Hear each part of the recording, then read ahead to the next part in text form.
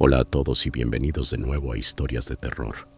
Sé que muchos de ustedes utilizan estos episodios para quedarse dormidos, así que, antes de que se entreguen al sueño, me encantaría que dejaran un comentario diciéndome desde dónde están escuchando en el mundo.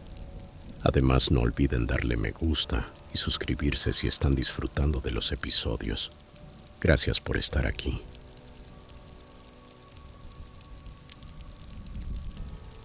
Historia 1. Esto ocurrió a mediados de octubre, hace algunos años, cuando tenía 20 y estaba en mi último año de universidad. Era un jueves por la noche y acababa de salir de una clase tardía, alrededor de las 9.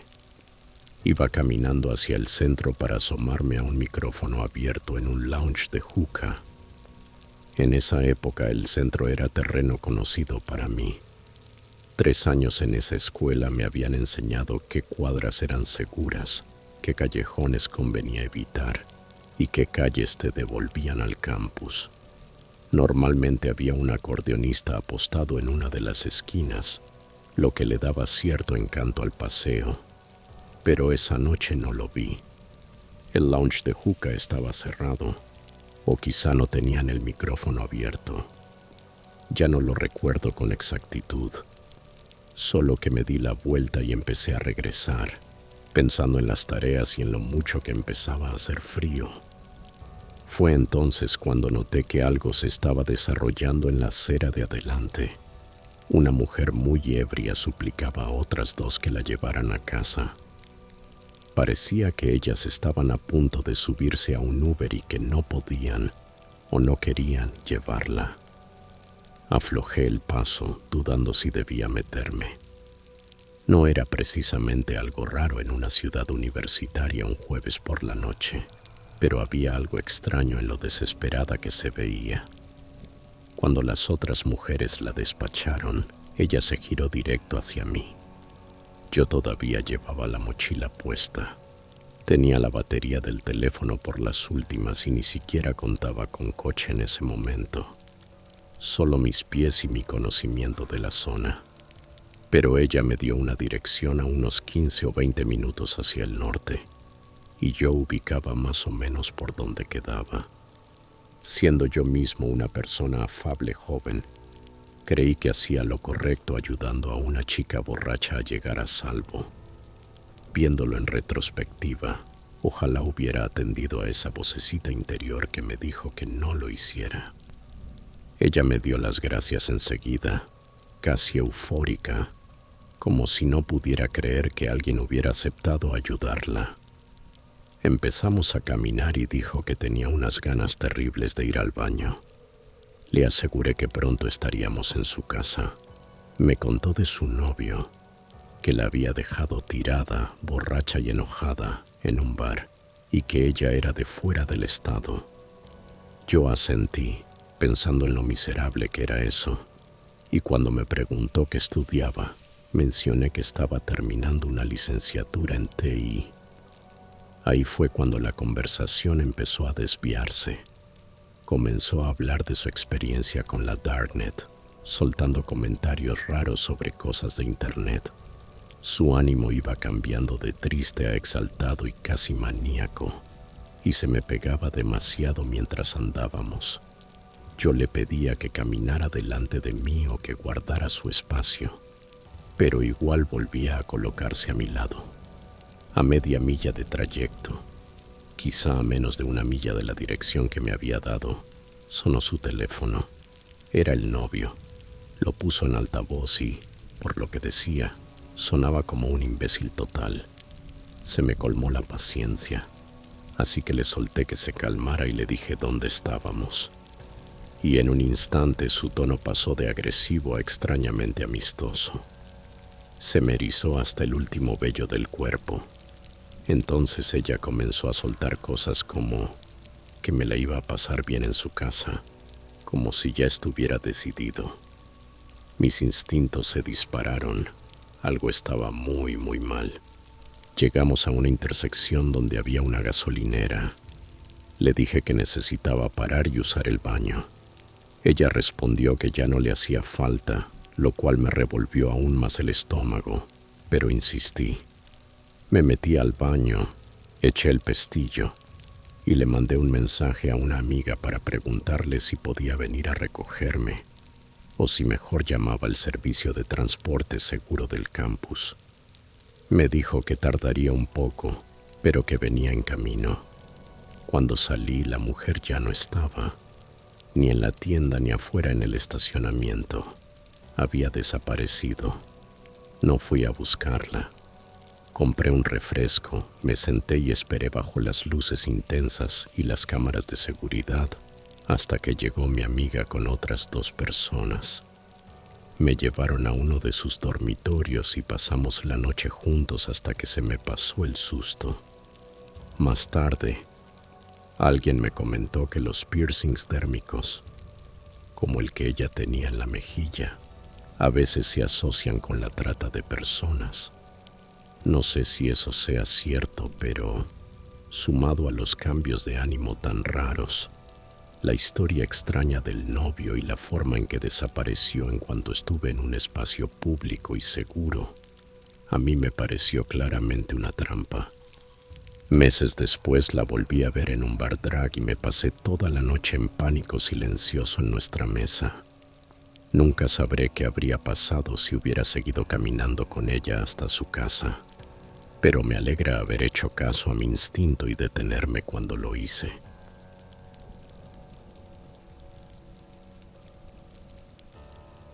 Historia 2. Este octubre se cumplirán 3 años desde que viví algo que parecía sacado de una película de terror de bajo presupuesto. En ese momento llevaba alrededor de 1 año saliendo con mi entonces novio. Para celebrarlo, reservamos un fin de semana en una de esas cabañas en los árboles de Mohawken, en Ohio. Había leído reseñas entusiastas en internet sobre lo hermoso y apartado del lugar, y las fotos de las cabañas, con vigas de madera y lucecitas tipo hada enredadas entre las ramas, lo hacían ver como la escapada romántica perfecta. Aquel fin de semana el clima estaba fresco y luminoso. Las hojas apenas comenzaban a tornarse de color, y cuando llegamos a nuestra cabaña, recuerdo pensar qué afortunados éramos. El primer día fue de verdad tan bueno como prometían las reseñas. Nos tiramos a descansar en el balcón, vimos películas dentro y deambulamos por los senderitos que se retorcían entre el bosque. Se sentía en paz, casi demasiado perfecto. Me acosté esa noche ya pensando en explorar al día siguiente el pueblito cercano. El segundo día hicimos exactamente eso. Curioseamos en unas tiendas de antigüedades y paramos en un pequeño diner para almorzar. Ya por la tarde mi novio quería ir a algún sitio donde pudiera ver por TV a su equipo favorito, porque nuestra casa del árbol no tenía cable. Yo andaba con un resfriado leve y no me sentía al 100, pero pensé que podía aguantar, tomarme 1 o 2 cervezas y hacerle compañía mientras veía el juego. Llegamos al bar alrededor de las 8 y de inmediato noté el cambio de ambiente. No era un bar de barrio amistoso. Era de esos lugares donde todos se conocen y se nota que los forasteros no son precisamente bienvenidos. El bartender conversaba con un grupito de hombres locales y apenas nos miró. A mi novio, sin embargo, no le importó. Se acercó tan campante, pidió nuestras bebidas y no dejaba de intentar chocar las manos con los parroquianos cada vez que pasaba algo bueno en el partido. Vergüenza ajena en su máxima expresión. Mientras tanto, el barman seguía deslizándome cervezas sin preguntar. Yo había estado bajando Blue Moons para escapar del cringe de mi novio y al principio pensé que era simple cortesía, pero algo en la manera en que me rellenaba el vaso una y otra vez empezó a inquietarme. Decidí parar. Soy de aguante ligero y ya me sentía regular. Entraron algunos hombres más y mi novio, porque no sabe guardarse nada, le contó a uno de ellos que no éramos de allí y que nos estábamos hospedando en las casas del árbol. Ahí se me fue el estómago al suelo. De pronto me sentí mareada, aturdida, como si el aire del bar hubiera cambiado. Tal vez fue el resfriado, tal vez el alcohol, tal vez solo nervios. En cualquier caso, el lugar se iba vaciando y la vibra se estaba poniendo oscura. Le dije que quería que nos fuéramos. Salimos hacia el coche, pero en cuanto él giró la llave, algo no cuadró. Aparcó en un Taco Bell al otro lado de la calle y se bajó a revisar. Nos habían rajado las llantas, todas. Yo estaba medio dormida y no procesé lo que pasaba hasta que él soltó una maldición.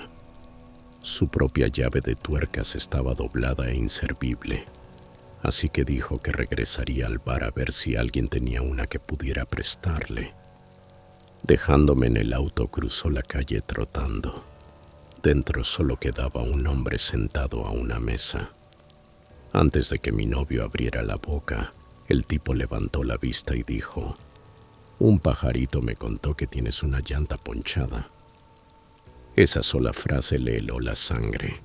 Aún así le preguntó si tenía una llave para las tuercas. El hombre dijo que sí, que la tenía en su apartamento a la vuelta de la esquina, y le dijo que lo siguiera. Él fue, pero apenas cruzó la puerta se le encendieron todas las alarmas. El lugar estaba lleno de pilas de papeles, cajas y enormes barriles de plástico, del tipo que se usa para desechos peligrosos. El sujeto se movía despacio, hurgando, murmurando que solo necesitaba revisar un par de lugares más para encontrar la llave. Fue en ese momento cuando a mi novio le cayó el 20. Lo habían apartado del coche, de mí. Sin decir palabra, se dio la vuelta y salió disparado, corriendo de regreso al auto tan rápido como pudo. Se subió, encendió el motor y se fue rodando sobre los rines. Salían chispas mientras avanzaba por una carretera oscura y vacía rumbo a la cabaña en el árbol. Sin faroles, sin otros carros, solo el bosque negro cerrándose a ambos lados. Sentíamos que nos perseguían, aunque no veíamos a nadie. Cuando volvimos, la realidad nos golpeó. La gente de ese bar ahora sabía exactamente dónde nos alojábamos. Casi no dormimos. Nos quedamos sentados en la casa del árbol con un hacha en el suelo entre los dos, atentos a cualquier sonido afuera. Con la primera luz, llamamos a alguien para que viniera a cambiar las llantas y nos fuimos sin mirar atrás. He repasado esa noche un sinfín de veces y siempre llego a la misma conclusión. Querían alejarlo de mí. Y ni quiero imaginar qué habría pasado después si él no hubiera confiado en su instinto y echado a correr.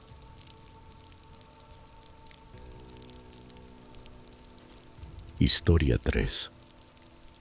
Han pasado 6 años, pero esa mañana sigue repitiéndose en mi cabeza como una escena que no puedo borrar. En aquel entonces cursaba segundo año de secundaria y mis mañanas eran bastante rutinarias. La escuela empezaba temprano, así que si quería pasar por los detectores de metal y aún así llegar puntual a mi primera clase, tenía que salir por la puerta a las 6:30 de la mañana. El trayecto no era largo, quizá 10 o 15 minutos si mantenía un paso constante. Pero a esa hora las calles siempre estaban silenciosas y un poco inquietantes. Fue por finales de octubre o tal vez inicios de noviembre, cuando el aire es lo bastante frío como para picarte las mejillas, aunque todavía no hiela. Lo recuerdo porque aún estaba oscuro cuando salí. Era esa oscuridad azulada de antes del amanecer en la que puedes ver tu aliento bajo las farolas. Aquella mañana estaba subiéndome el cierre de la chaqueta y ajustándome las correas de la mochila cuando noté a mi tía forcejeando en la puerta con unas bolsas de lavandería gigantes. Por entonces alquilábamos un lugar pequeño y la lavandería quedaba a una cuadra, así que ella cargaba los bultos hasta allí cada semana. Calculé que aún me quedaban unos minutos de margen, así que la ayudé a cargar el carrito. Le di un abrazo rápido de despedida y me di la vuelta para ir rumbo a la escuela. Ahí fue cuando lo vi. Estaba parado quizá a unos 15 pies, junto al borde de la acera. Grande, fácilmente más de 6 pies de estatura, con hombros anchos y un cuerpo pesado. Llevaba una chaqueta gris, una gorra de béisbol calada hasta abajo, jeans azules deslavados y tenis. A sus pies había un bolso tipo duffel, pero lo que más me impactó fue la manera en que simplemente miraba. Hice lo de siempre cuando me cruzo con hombres solos en la calle. Bajé la mirada y aceleré, como si al no interactuar pasara desapercibida. Se había vuelto una reacción automática, una especie de mecanismo de defensa por experiencias previas. Pero antes de que pudiera pasar, él se agachó, dejó caer el duffel en el suelo y abrió los brazos de par en par como si esperara que yo corriera hacia él. Su voz, áspera y fuerte, retumbó cuando gritó: «Dame un abrazo, nena. ¿Te ves tan bien?». Se me revolvió el estómago. Instintivamente giré la cabeza hacia mi tía, que por suerte acababa de empezar a rodar el carrito de la ropa por la calle. Enseguida me pescó la mirada, vio mi cara y preguntó en voz alta: «¿Lo conoces?». Cuando negué con la cabeza, me gritó que regresara adentro. No lo pensé, simplemente corrí. Me di la vuelta y salí disparada hacia la puerta. Y en cuanto me moví, él también lo hizo. El sonido de sus tenis golpeando el pavimento justo detrás de mí me hizo sentir el corazón en la garganta. Podía notar el aire cambiar a mi espalda cuando su mano casi alcanzó la parte posterior de mi camisa. De algún modo mi tía y yo logramos cerrar la puerta justo cuando él se estrelló contra ella. Echamos el cerrojo y nos apoyamos con el cuerpo mientras empezaba a golpear con ambos puños. Su voz a través de la madera era peor que su cara. «Para la próxima, mami no te va a salvar. Sé dónde vives. Voy a volver. Te voy a agarrar». Nunca olvidaré cómo temblaba la puerta bajo sus golpes. Mi tía estaba al teléfono con la policía. Las manos le temblaban mientras dictaba nuestra dirección. Tras quizá un minuto, aunque se sintió muchísimo más, los martillazos cesaron. Oímos sus pasos alejarse y luego una especie de gruñido. Cuando espiamos por la ventana, había tomado las bolsas de ropa que mi tía había dejado junto a los escalones. Las arrastró hasta la mitad de la cuadra, las desgarró y desparramó la ropa por la calle. No sé qué pretendía lograr con eso, pero ver nuestras prendas tiradas allí se sintió como una violación en sí misma. La policía tardó más de 30 minutos en llegar, a pesar de que la comisaría quedaba literalmente a un par de minutos. Tomaron mi declaración, anotaron su descripción, pero nos dijeron que no había mucho con qué trabajar. Durante las 2 semanas siguientes, el papá de mi novio me llevó en auto a la escuela cada mañana. Incluso entonces, iba mirando por encima del hombro todo el camino, temiendo encontrar de nuevo a ese hombre plantado en alguna acera. No mucho después nos mudamos.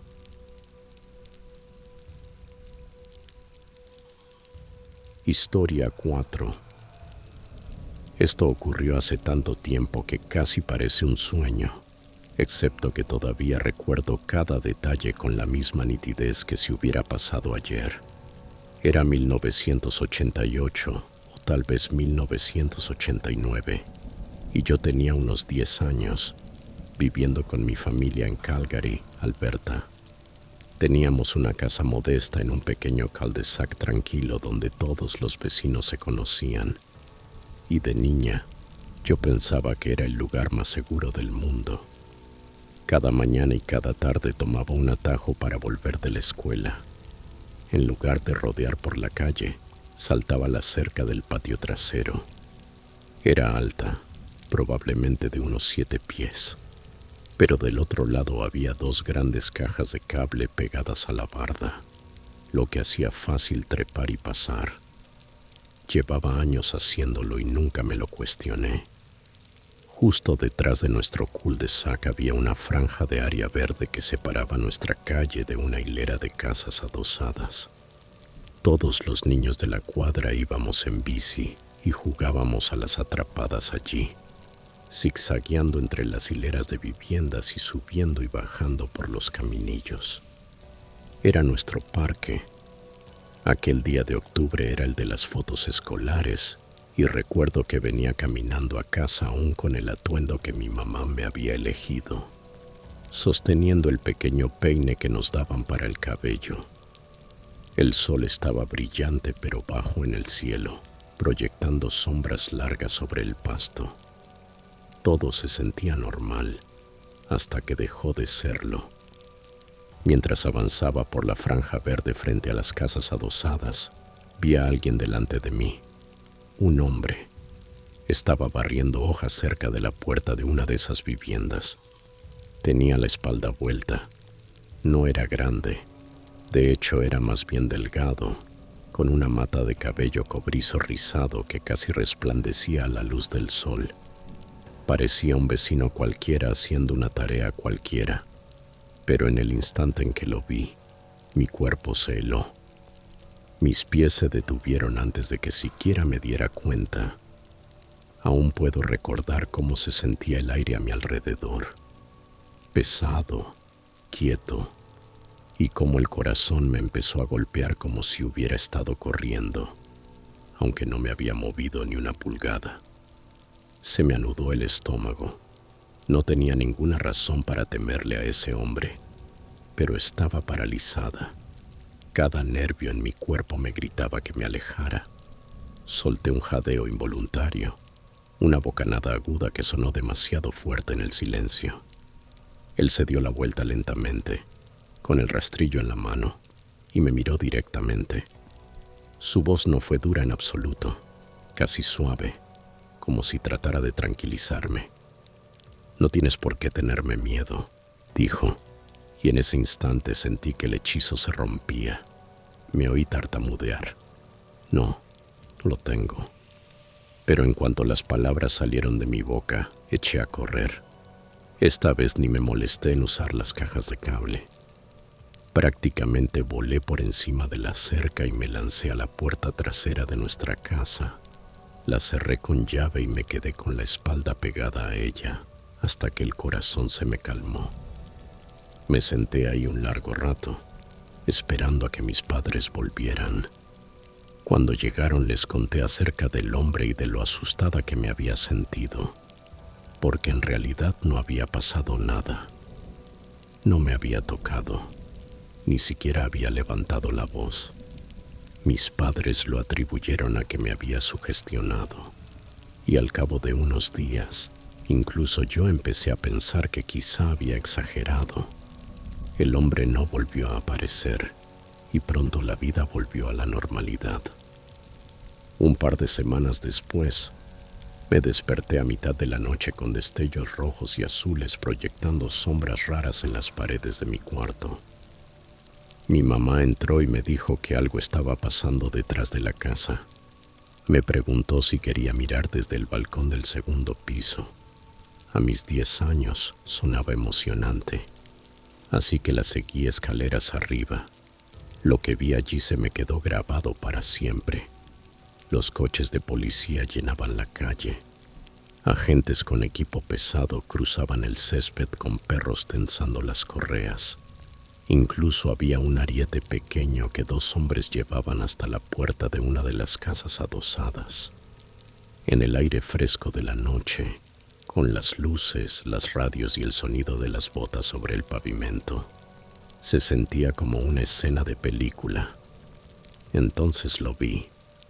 El mismo hombre delgado, con el cabello rojo brillante, siendo sacado de la casa esposado, la cabeza baja, el rostro pálido bajo las luces intermitentes. Recuerdo que me giré hacia mi mamá, casi histérica, repitiendo una y otra vez: Es él. Ese es el hombre que vi. Por primera vez sentí que mi miedo se había justificado. No supimos de inmediato qué había pasado dentro de esa casa. No fue sino hasta 1 o 2 días después que mi mamá se sentó conmigo con el periódico. Aquel vecino amable, el que me dijo que no tenía por qué tener miedo. Tenía a 2 niñas de mi edad encadenadas en su sótano. El periódico decía que las habían sometido a cosas inimaginables. Pienso mucho en ese día, lo cerca que estuve, lo fácil que habría sido convertirme en otro nombre en ese artículo. Aún me estremece recordar lo educado que sonó cuando me dijo que no tuviera miedo, porque él era exactamente la persona a la que debía temer.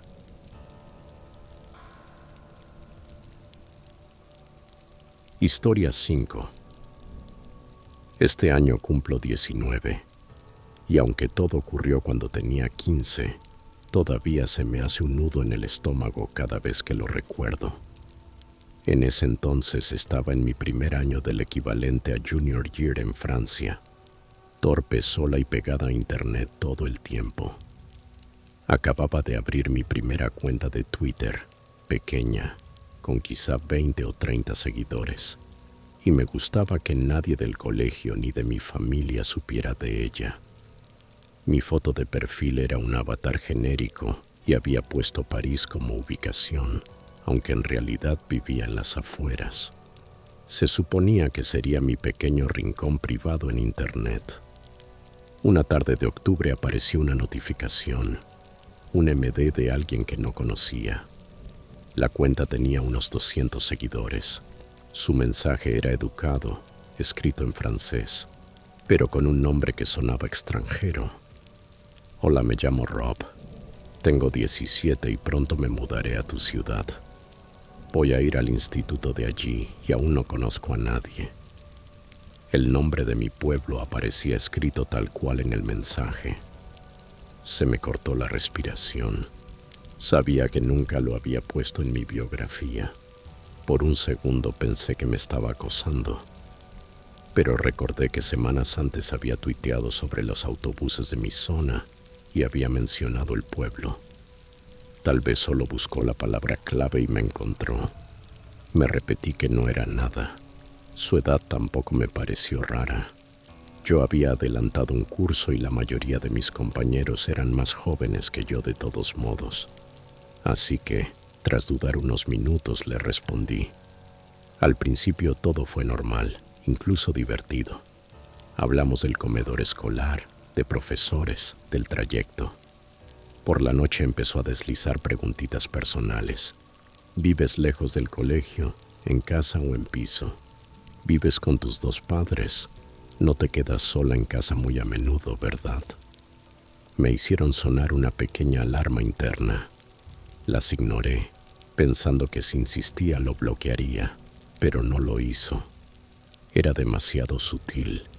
Seguimos hablando al día siguiente y al siguiente. Él siempre contestaba a mis dudas con una sinceridad fácil, como si quisiera construir confianza. Mientras tanto, yo no le daba detalles sobre mi casa, pero poco a poco empecé a tomarle cariño. Era amable, atento. Siempre decía lo que yo necesitaba oír.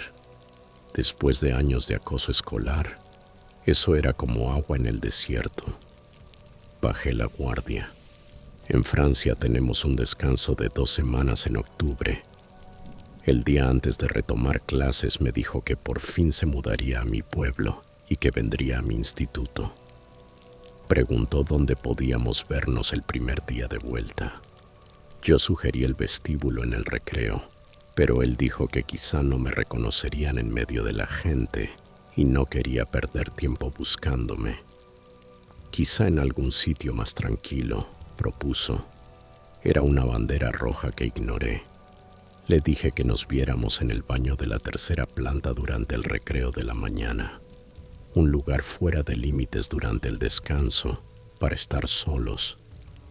Me pareció un poco inquietante, pero me convencí de que en un recinto escolar no podía pasar nada malo. Al día siguiente me arreglé un poco, emocionada por conocerlo al fin. Cuando sonó el timbre del recreo, corrí escaleras arriba y esperé. Y entonces entró. Era él. Se parecía a su foto de perfil, pero mayor. No 17, 20, quizá más. Charlamos un rato y era encantador, igual que en línea. Al acabar el recreo me pidió ir a comer a un fast food. Me negué porque no tenía dinero y nunca dejó que me paguen. Puso cara de decepción, pero ofreció acompañarme a la parada del autobús después de clase. Eso se convirtió en nuestra rutina. Nos veíamos en el baño durante el recreo y él me llevaba a la parada por la tarde. Extrañamente no lo veía en ningún otro sitio, ni en los pasillos ni en el comedor. Pero siendo un instituto tan grande, asumí que simplemente no coincidíamos. Así estuvimos unas 6 semanas. Luego, el 14 de diciembre, cometí un error. Le conté lo sola que estaría esa noche. Mi padre fuera del país, mi madre trabajando hasta tarde, mis hermanos ausentes. Para entonces había acumulado tanta confianza que me pareció inofensivo compartirlo. Esa tarde me acompañó a la parada como siempre.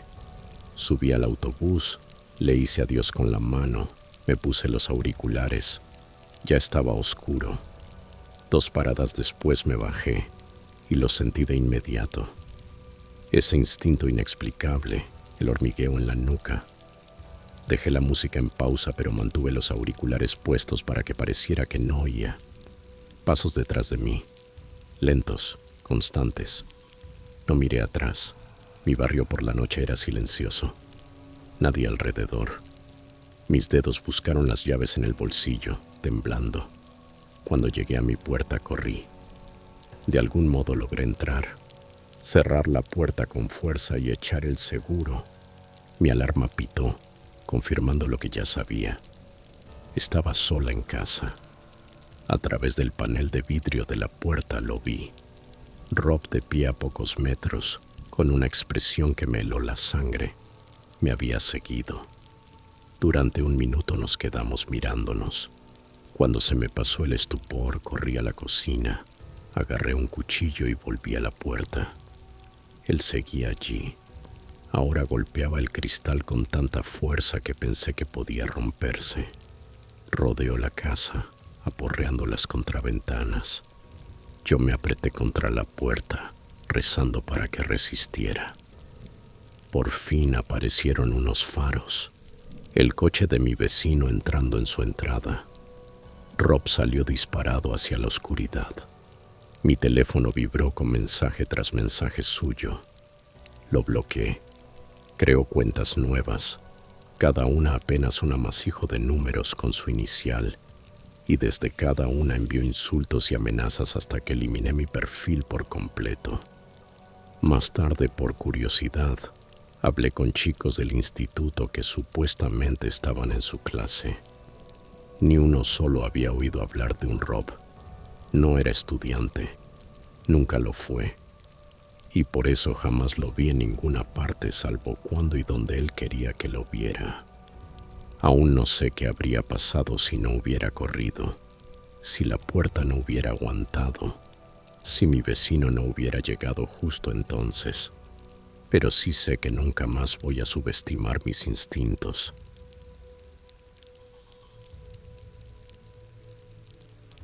Historia 6. Todo empezó hace poco más de 1 año, cuando mi familia y yo acabábamos de mudarnos al vecindario en el que vivimos ahora. Era octubre y la casa se sentía inusualmente calurosa por las noches.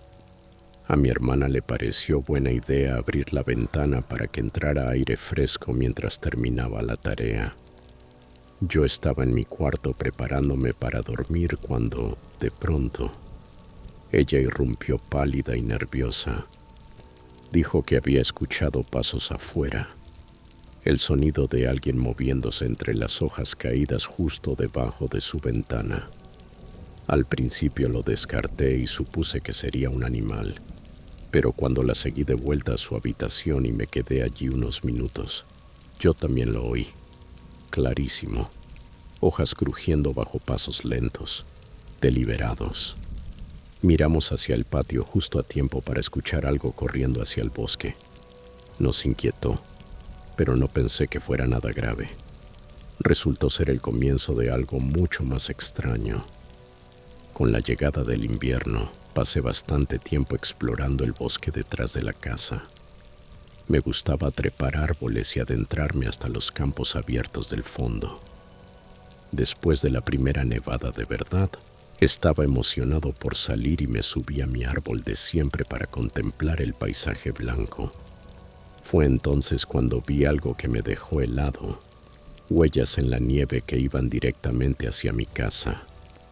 Al principio no me pareció raro, pero luego caí en cuenta de que no venían de nuestro jardín. Empezaban en algún punto profundo del bosque, avanzaban en línea recta hasta nuestra vivienda y luego se devolvían. No serpenteaban ni se desviaban como las de alguien dando un paseo. Se movían con intención, como si quien fuera nos hubiese estado observando. Las seguí hasta que se perdían en una cerca oxidada cubierta de nieve. Pasaron meses e intenté no darle vueltas, pero en octubre del año siguiente ocurrió algo que hizo imposible ignorarlo. Una noche estaba acostado, mi cuarto completamente a oscuras, cuando escuché el picaporte girar. Despacio, con cuidado, alguien empujó la puerta para abrirla. Se me detuvo el corazón. Yo siempre cierro la puerta al irme a la cama. Me quedé rígido bajo las sábanas, cada músculo en tensión. Pensando que quizá había sido mi hermana, le mandé un mensaje rápido para preguntarle si había entrado a mi habitación. Respondió casi al instante. Ni siquiera estaba en casa. Estaba al otro lado de la ciudad con una amiga. Ahí me invadió el pánico. Metí la mano bajo la almohada y agarré la porra que guardo allí. Luego le escribí a mi papá. Entró corriendo minutos después con un cuchillo, encendiendo las luces mientras registrábamos la casa de arriba abajo. Todo estaba cerrado. La alarma seguía activada y nada parecía fuera de lugar, pero yo sabía lo que había oído y no podía quitarme de encima la sensación de que alguien había estado dentro. Más tarde ese invierno, unos parientes vinieron de visita y se quedaron en el sótano. Una noche, mi tío se despertó alrededor de las 3 de la madrugada con esa sensación inquietante de que alguien lo observaba.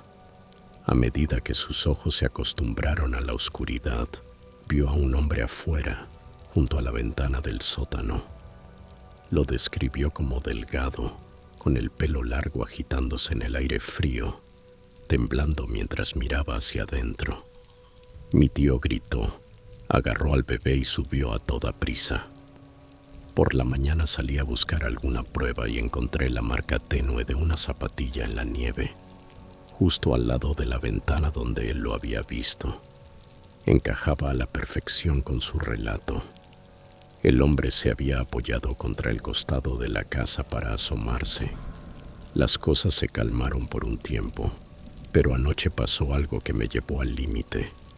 No podía dormir y, como las luces navideñas que suelo dejar encendidas me estaban molestando, las desconecté y traté de descansar en la oscuridad total.